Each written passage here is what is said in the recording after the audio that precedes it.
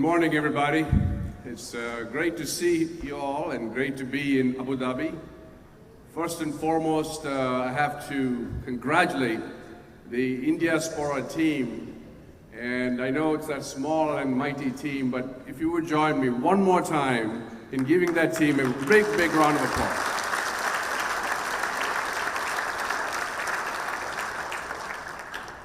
Now, MR is a force of nature. So when he came calling and said, you should be here, I mean, how can you say no to MR? But you know, when I woke up this morning in Dubai and I looked outside, I see your name everywhere, MR, MR, MR. I mean, it's like, you know, I didn't know you had that kind of power. So, you know, one of the things about today's session is that it's the forum for good. So I'm going to talk about the concept of doing good when you are a leader in business. A lot of people talk about charitable contributions, and I'm going to get there. But the first part of it is you do good by doing good. Meaning, in the act of the business that you create, in the act of the work that you do to serve your customers, you're actually doing good for the world. Sometimes we forget that. Just in the instance of FedEx, we connect people and possibilities around the world, and we enable businesses to reach new customers and lift millions of people standards of living around the world. And the point I'm trying to make here is that with so many Indian origin CEOs of small, big, large companies, there is so much good that's being created by business. The other aspect, of course, is what businesses do from a charitable perspective. And I'll give you an example that we were talking about with our Foreign Secretary here earlier. April 2021 was a pretty dark time in India. It was COVID suddenly started to go through the roof. And I got a couple of phone calls, and it's on a Saturday in the US. I said, we got to do something. And we started dialing like mad. And I can't tell you, Sunday at 11 o'clock, we had a Zoom call.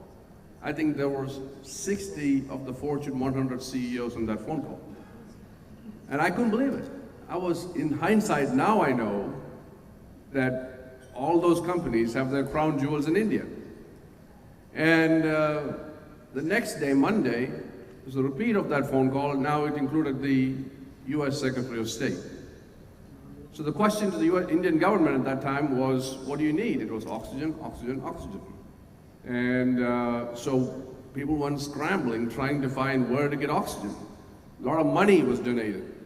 And people found oxygen concentrators all over the world. And then the question came, okay, how in the world are we going to get it there? Now raise my hand. Because we have 40 flights a week into India every week. And so we've moved about 100,000 oxygen concentrators.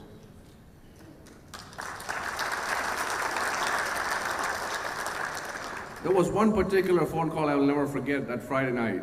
I was sitting at home, I got some random lady called me. She said, my father is dying in Hyderabad. I have an oxygen concentrator, can you get it to him? I'm not sure exactly what to do at that point. But then we created a process that they could bring it to a FedEx office location, and we got it to India, and we got 1,500 of those. So it was a mighty effort that, as businesses, you know, put together their capabilities to now do good for the world. That's just an example. We have a simple philosophy at FedEx in that sense. If your neighbor's house is on fire, and you are the one with the fire hose, you run to help. That's pretty much all we have. We use our assets over and over again because money is one way easily available. It's the capability sometimes to do something that's difficult, and that's what we do. I just want to give you an idea, because the world is now changing so much. But because of the size and scale of what we do, We have 700 planes. We have 500,000 people. We have 5,000 facilities. We serve 220 countries and territories. We are able to see what's going on at a granular level and from the bottom up. And the petabytes of data that now we create has now made us understand that we can now, FedEx can make supply chains smarter for everyone. Many years ago, before COVID, if I had said the word supply chain to this audience, you'd have probably politely escorted me out the door because nobody really cared. It was the purview of the procurement person or finance CFO or whatever. Now it's a boardroom conversation. And so I think we get a feel of how the world is changing, and that's where we are really seeing that things are changing at the granular level.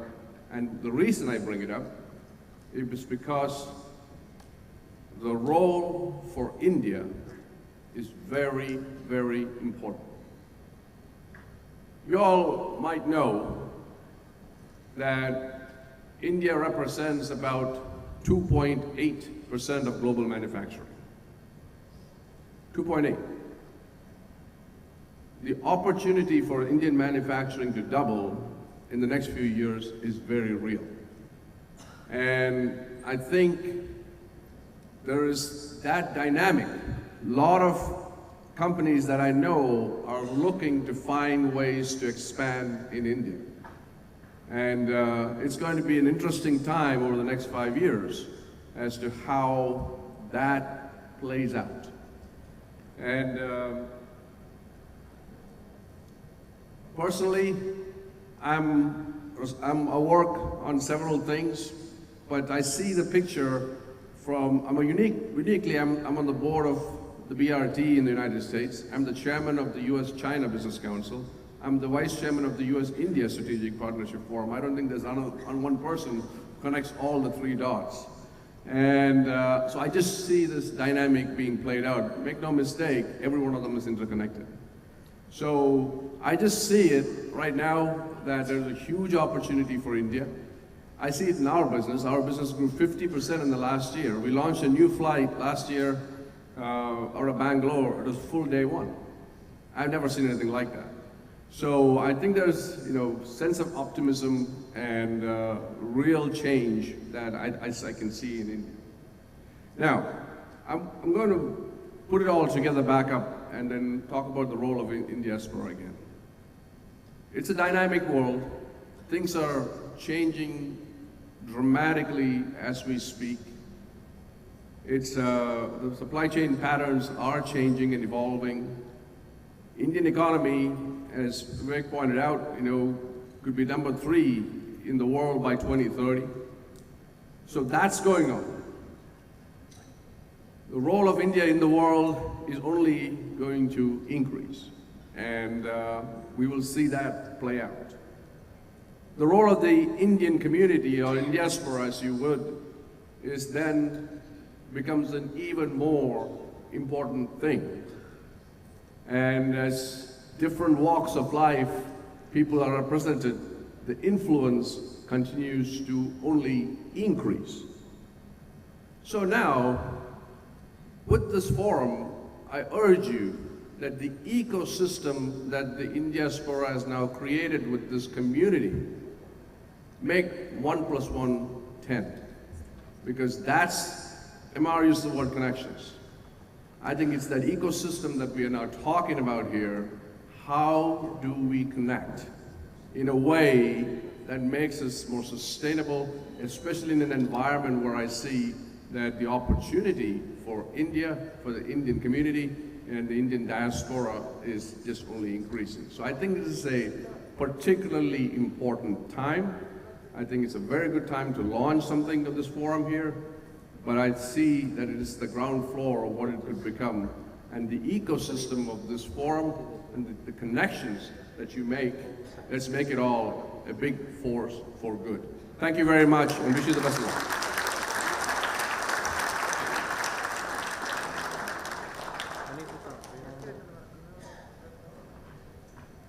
Thank you, Raj. That was truly inspiring. Who knew there was a bit of TEDx in FedEx?